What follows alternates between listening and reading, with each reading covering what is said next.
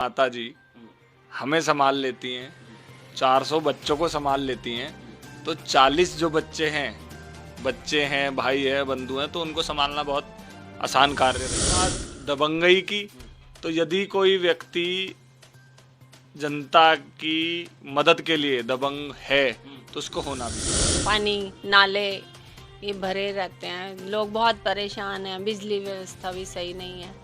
तो जो निगम के अंडर जो काम आते हैं यही सब आते हैं, लेकिन इनमें कोई सुचारू रूप से व्यवस्था नहीं पाई जाती। मौका मिलता है तो 100% नगर निगम को कमीशन मुक्त करेंगे और यही हमारा एजेंडा है।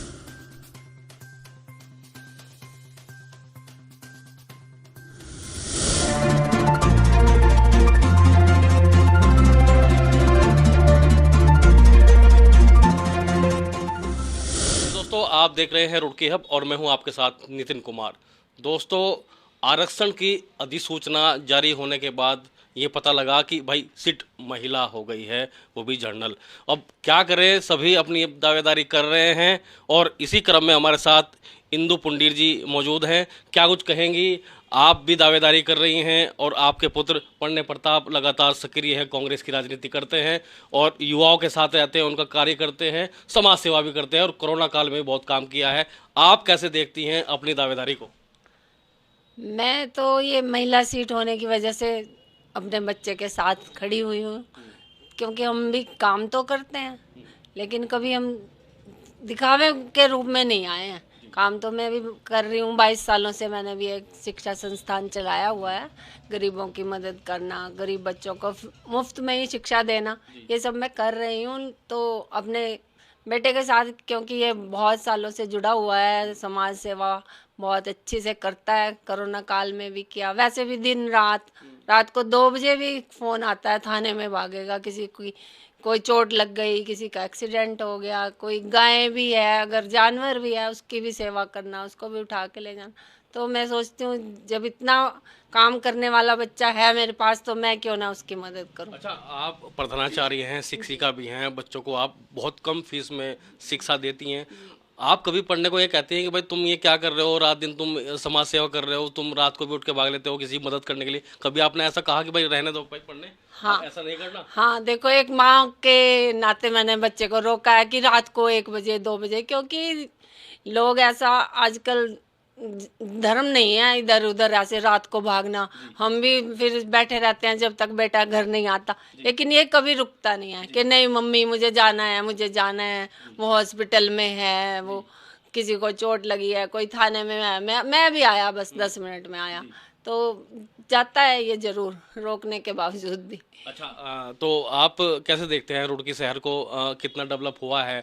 गौरव गोयल का कार्यकाल भी रहा, यशपाल राणा का कार्यकाल भी रहा, उसको देखकर क्या देखती हैं आप? कितना डेवलप किसने किया है? कुछ कोई डेवलपमेंट तो नज़र नहीं आता, क्योंकि ये मेन समस्याएं जो हमारे शहर की हैं, सड़कें हैं और पानी नाले ये भरे रहते हैं, लोग बहुत परेशान हैं, बिजली व्यवस्था भी सही नहीं है।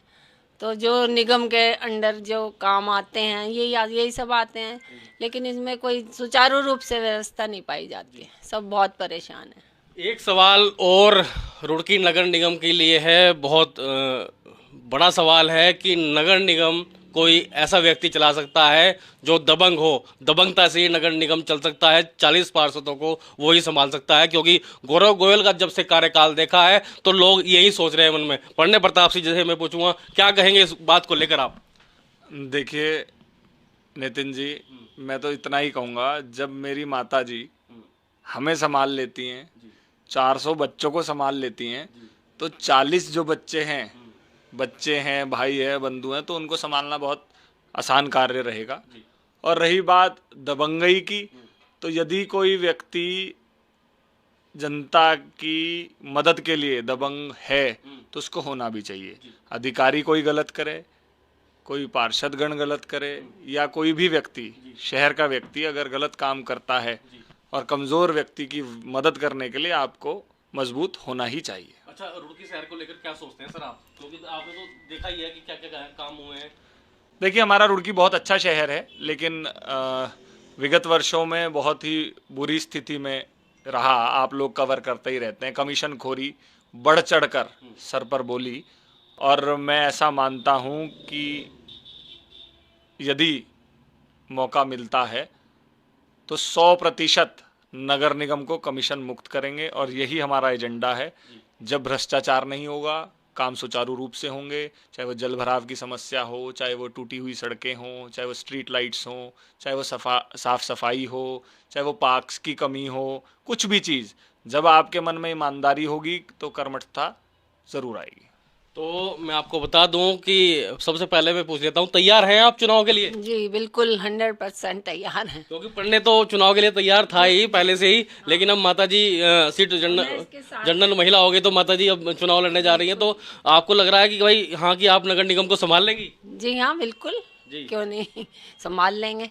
जब हम अब काम करेंगे, काम करना है, मेहनत से काम करना है, हमें कोई लालच नहीं है, किसी को भेदभाव में नहीं रखना है, निष्पक्षता से काम करेंगे, सच्चाई से, तो संभाल लेंगे। ठीक है। और लोगों की सहायता चाहिए साथ में। ठीक है। तो हमारे साथ मौजूद थी इंदु पुंडीर जी, पन्ने प्रताप जी की जो माता जी है उन्होंने ताल ठोक दी है। अब देखना ये होगा कि शीर्ष नेतृत्व किसको टिकट देता है, कौन महिला यहाँ से चुनकर आती है, क्योंकि पहली बार नगर निगम को महिला जो मेयर है वो मिलने जा रही है। आप क्या कहेंगे? देखिए, बहुत अच्छी बात है मातृशक्ति को आगे बढ़ाना।